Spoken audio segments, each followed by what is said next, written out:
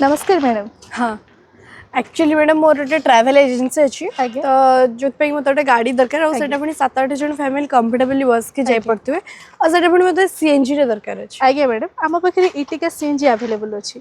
आज्ञा हाँ आपण मान डिमांड रे नहीं सीएनजी इटिका विथ पेट्रोल यहाँ रोचे 2022 पेट्रोल वेरिएंट रे फास्ट ओनर रोचे आ रनिंग है मात्र 58,000 किलोमीटर। आसतु स्टार्ट करवा गाड़ी फ्रंट कलर तो देखुं ग्लासी मेरून कलर रे आसी जाउची एटा एथिरे आपन प्रोजेक्टर हेडलैम्प सहित फॉग लैम्प भी आसी जाउची। फ्रंट रे देखो गोटे क्रोम कलर रे ग्रिल लगी जोटा कि मेरून कलर सहित से कलरटा पूरा मैच को आ पूरा परफेक्ट देखा जाउची। ए गाड़ी तो आपण माने भी जानथिबे 7 सीटर रे रही जाउची।